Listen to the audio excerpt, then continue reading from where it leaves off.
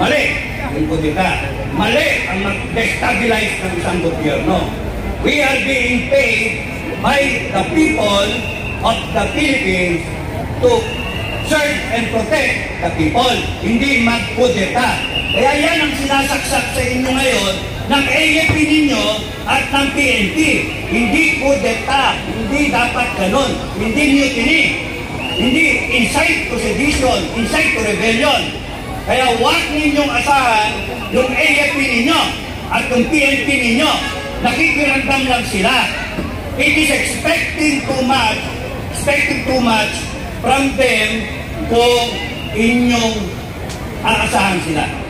Sino ang asahan nyo? Sino? Tayo! Tayo bayan! Not even me! Not even me! Kayo! Kayo! Ikaw! Lahat kayo! We will draw strength from each other. Tayo! Wala tayo ibang asahan kundi tayo! Ang Team Dalo! Duterte! Duterte! Duterte! Duterte! Duterte! Magandang gabi sa inyo lahat, mga kababayan. Magandang gabi. Hindi ako retired. Retarded. Labing-anim na taon ako sa serbisyo. Napag-uwi ko kagabi. Nakita ko sa Facebook, binibira ako. Ganun talaga tatak na mga okay. So, para taas mo na ng kamay yung mga yung mga kasama ko commander ng FGF. Taas mo na ng kamay, mga yung mga mga FGF, no? Yung iba nakagilid-gilid lang. At maraming gustong sumama eh. Pero sabi namin, dala lang muna kayo. Hindi pa naman kailangan eh. Okay? Hindi naman ito paramihan eh. Hindi ito paramihan. Pakitaan to ng tama. Kung sino nasa katwiran. Tama! Kaya kahit nag-iisa ka lang, sa milyon. Isa lang. Basta ikaw na sa katwiran, may labang ka. May labang ka. Okay? Hindi ito paramihan. Ngayon gustong sumama, mga Pilipino na gustong sumama sa atin, hala kayo, sumama kayo. Pero yung mga natatakot, huwag kayong matakot. Nandito kami. Okay, kwentuhan ko kayo para makilala nyo ako. Pasensya na kayo, mapakamahaba. Okay na? Kaya nyo? Kaya! Hanggang ba ko sa umaga? Ay, kaya! Okay. So, sabi mo nga, 16 na taon ako sa serbisyo. 16 na taon. Plus 1983 ng PMA. Mga sikat-sikat na mga klasiko. Gerald Anyo, nakasikat ngayon. Gusto na! Gusto na! Siya yung, ano kasi, Anyo? Hindi naman spiritual advisor. National Security Advisor, si Ed Anyo. Saka may apat akong mistanga, kasama si Ed Anyo, na naging chief of staff. Noong 1983, pinatay si Ninoy. Nagre-ranger kami, naglabutan kami, patay si Ninoy. Sabi nga namin, si Benigno Aquino, ay pagka naman tayo, tuloy-tuloy na yan si Marco. Kaya, pagka pinatay niyo si Itay Sara, magtuloy-tuloy yan. Diba? Pagka niyo si Duterte, magtuloy-tuloy yan. Kaya huwag nyo nang ulitin. Mali ang recipe. Huwag nyo nang ulitin yung nakaraan. Uulit. Respetuhin nyo yung history natin. So, nung pinatay si Ninoy, hindi nagtagal. Nag-Pipon Tower na. 2 taon, 83, 84, 85, tapos 86. 1985, na-assign na ako sa Cagayan Valley. 1985. Galing ako ng Davao Norte. Doon ako nakatikim ng binyag, baptism of fire. Tapos makikita nyo naman sa pangalan ng kanan ko? Pinoy Survivor. Pinoy Survivor. Nag-plug pa no? Pinoy Survivor. Support. Okay. Tapos binunta kami ni Colonel Onasan sa Cagayan Valley. Colonel Onasan. Tinatanong ko yung mga official ko, bakit nanda si Sir Greg? May kudeta ba? Meron daw, sabi ng mga kasama ko. Uy, yun ay pumutok na February 86. November pa lang, nag-uusap-usap na mga opisyal. Buti ngayon walang nag-uusap-usap, ano? May nag-uusap-usap pa sa AFP at sa PNP? Wala. Mga professional sila. Professional. So, kami noon, nung bumaba kami, nauna ako. Sabi ko doon sa CEO ko, Sir, alanganin ako doon sa sinasabi ni Colonel Aguinaldo eh. Magpapatrol niya kami, tapos bababa kami ng bundok, tapos doon, isasakay namin yung mga baril namin sa bus. Tapos kami, bababa na kami. Yung mga gamit namin, susunod. Ay sabi ko, hindi pwede yun, sir. Nakapirma ako lahat dun eh. So, pinaka-the best, mauna ako. O daw, mauna ako, tapos malaman kung totoo. Kung totoo, itatawag ko. Sabi ko, sir, sabihin ko na lang sa radyo, para hindi ma-monitor, ikakasal na ako, sir, magninong ka. Ibig sabihin nun, tuloy na tuloy yung kudeta. O di, baba ako. Hindi nagtagal, sir, mag-asawa na ako, ninong ka na. May umiiyak na. Mayroon nang nahuli ko sa Malacanang. Si Dick Morales, Captain Dick Morales, at saka si Major Brillantes. Balak pa naman namin, ng mga mista ko, ikapo si Colonel Major Brillantes doon sa Ranger. Gusto namin kapos. Tapos noon, pumutok na, sinahunasan, nag-withdraw, Camp Aguinaldo. Si General Ramos, Kalimpusa. Pineke ni Hunasan yung pirma ni Marcos Sr. at pinakitang ganyan kay Ramos. O kita mo, papahuli ka? Ayaw kasi sumali ni Ramos. Ngayon, sumali si Ramos. Ayun, naging hero, naging presidente. Okay? Pinatotoo ko ito. O, di fast forward na. February Revolution. Lumabas ang military. Nandun si Ramos, nandun si Enrile, nandun si Hunasan. Nandun yung rank. Wala naman ngayon yun. Wala. Walang Hunasan, walang Ramos, walang Enrile. Natatayo para sa inyo. Wala. Nandiyan ang FDF. Nandiyan kami para sa inyo. Huwag na lang. Huwag na lang. So, kaya kami tumatayo kasi may mali. Sobrang mali.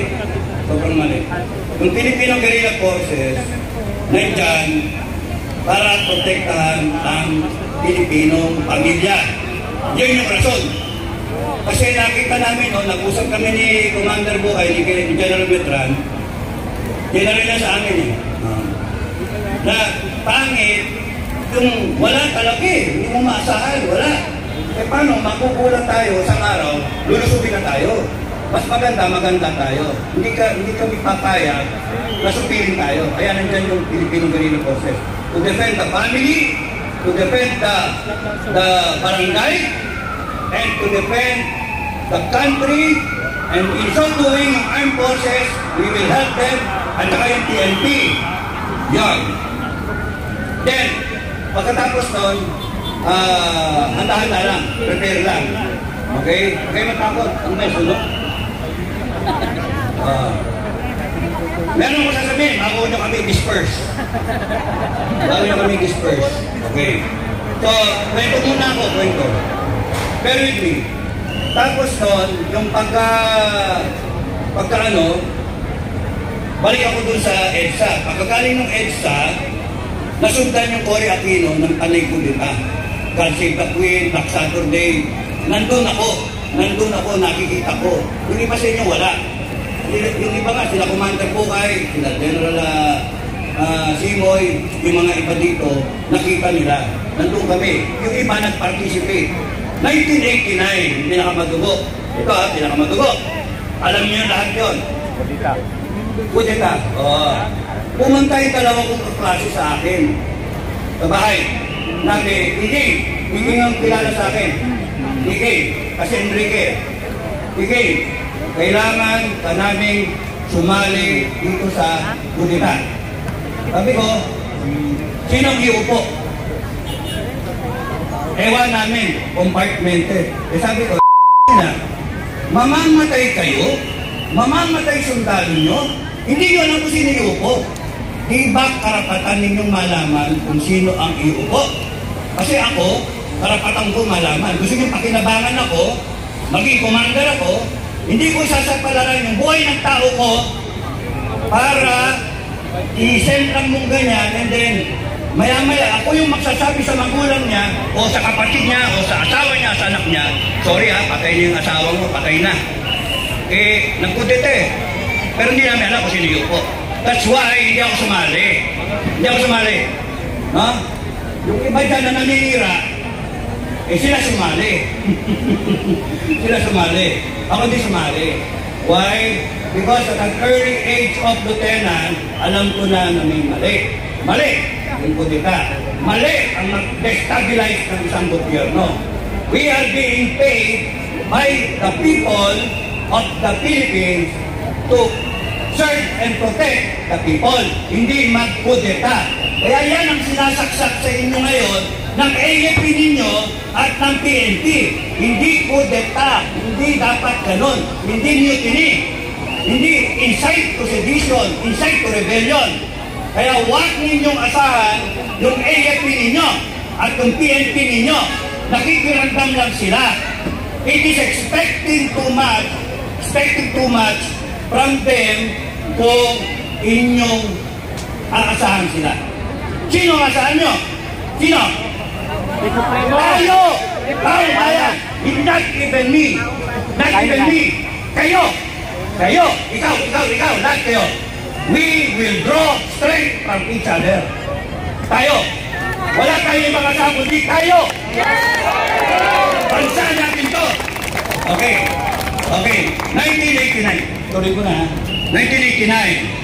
Kasi sisingit-singit si Bukay, Commander Bukay, pagka nakita niya na medyo kailangan kong magano, kaya nga. Pero okay lang, minamalat nga eh. Minamalat ko kapalit ko eh. Kaya, 1989, sinasali ko ayoko. Yung pala, kaya ako nilalagay sa isang ranger company, akin yung airport. Kukunin ko yung airport. Ano ito? Eh, kaya, hindi ako pumayag. Kaya, pumutok na yung 1989, buti ba na? Ano mo sabi ng mga klase ko? Sabi ko kasi, Bok, may pamilya ako. Inakarga ko yung anak ko. Kaka-isang linggo pa lang, kakalabas pa lang sa hospital. Ay, gusto nyo iwanan ko yung baby? Iwanan ko yung anak ko. Alam niyo, sabi ng mista ko, Bok, sige, diyan ka na sa pamilya mo. May pamilya rin naman kami, pero mamamatay kami para sa taong bayan. Wow, pare, bad trip. Bad trip yun. Kinukonsensya nyo ko. No? Kaya kayo, huwag nyo kukonsensyahin yung armed forces. Gaway tayo ka.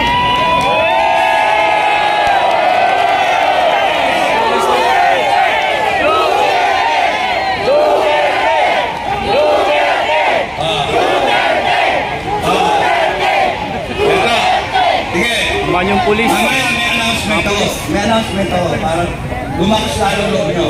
Ha? Kaya makinig kayo sa kwento ko. Totoo itong experience. Totoo. Kaya nga, doon ako kumukuha ng lakas ng loob kasi dinaanan ko. I'm saying to you. Nung sinabi ko hindi ako sasali, ayoko ng kudita maligan. Ano nangyari? Naipit sila sa Makati. Naipit na sila. From Point Bonifacio, lumapas sila ng Makati. And yun ang tinatawag na Makati 6, 1989. Okay. 1989, Makati 6. So, nung nag-Makati 6, na problema na sila. Nagkakaupa na. And very bloody na. Ginagapang na. Eto ngayon ako, nakonsensya. Mamamatay yung mga kaklase ko, ako lang yung natitira. Ako yung nakakaya. Sige, sasamahan ko. Re-rescuing ko yung mga ka-ranger ko. Bakit? Gusto kong matinig ninyo to. Ang mga musang, hindi iniiwanan ang kapwa musang. Tama? Nanding, nandito ka? Nanding! Saan ka? Nanding! Yang musang na yan, matapang yan. Matapang yung musang na yan. Class 45. No? Matagal kong kasama to sa Davao. Sa Davao. Kasama ko sa Davao. At hanggang sa nagse-security ko, magkasama. Tinanong ko siya kung gusto niyang i-secure si Vice President. Payag siya at yung ibang kasama. Payag siya. Okay? So, kung may magse-secure kay Vice President, kilala ko to, sasamahan ako to secure Vice President. At yung mga ka-FGF natin, all over the country, 7 milyon yan. 7 milyon yan. Oh, okay. Tuloy ako sa kwento ko. Baka i-disperse tayo kung na kailangan matapos ako eh. Tarantadong mga buhay to. Okay, so, sabi ko, susundutin ko. Nag-aareglo ako ngayon ng rescue. Magre-rescue ako sa mga ka-ranger ko, 14 lang kami.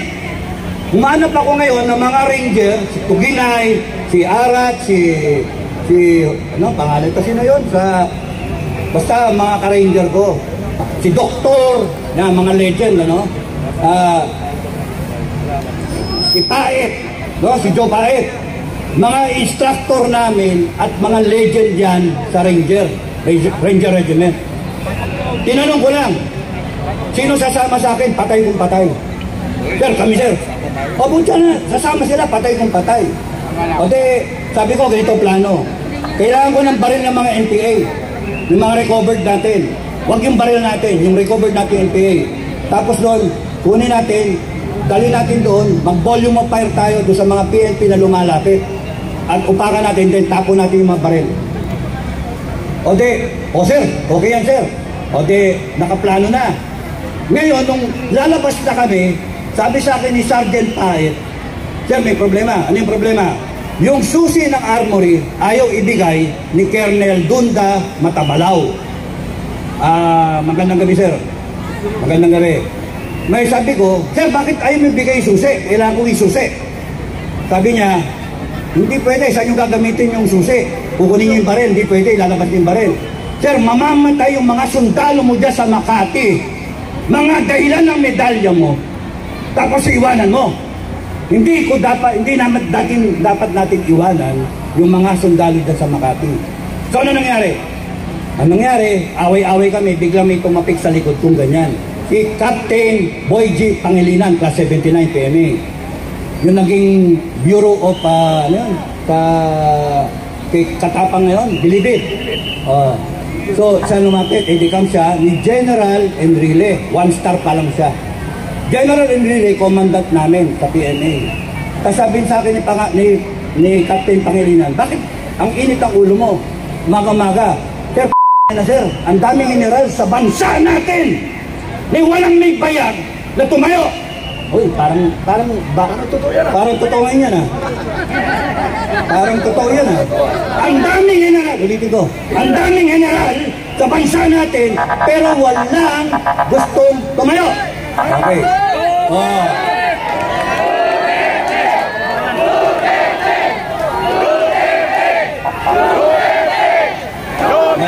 Huwag nyo maasarin mga yan, kasi nagtatrabaho lang yan. Alam nyo na, kailangan magtrabaho. Mamaya, sasamahin sila sa akin.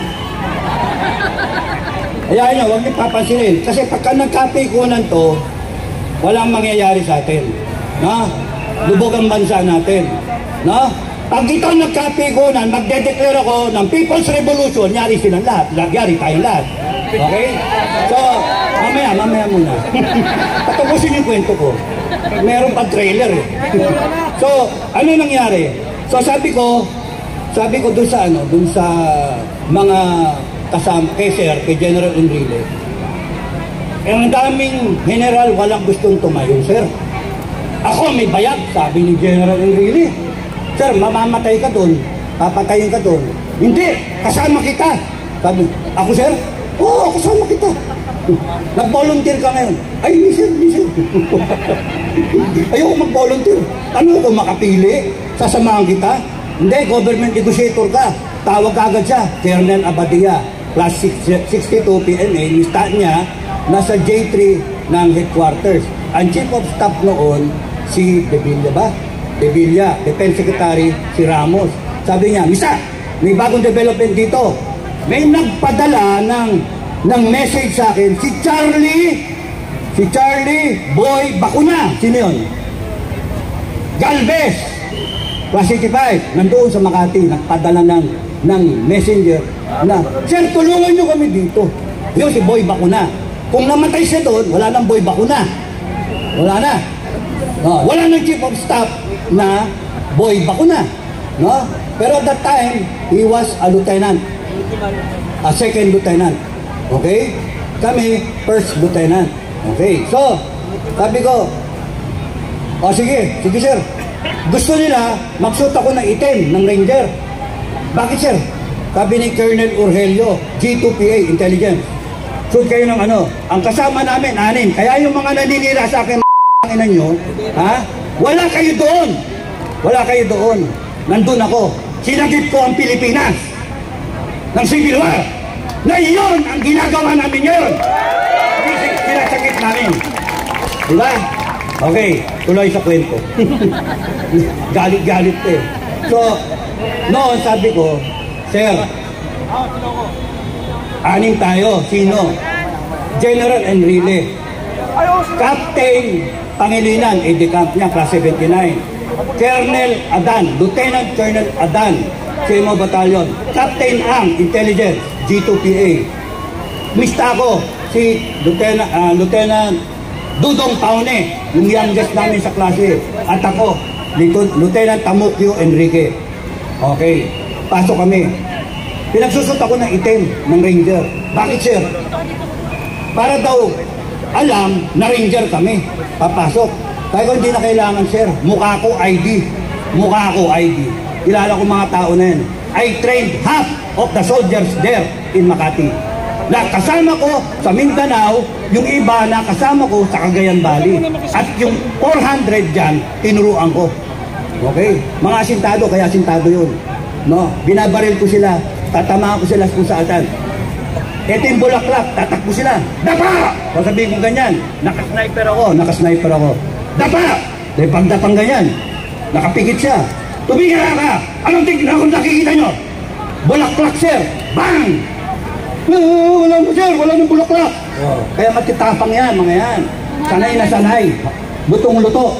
Ngayon, bakit pagdating namin doon, nagre-wave ng white flag si Captain Pangilinan.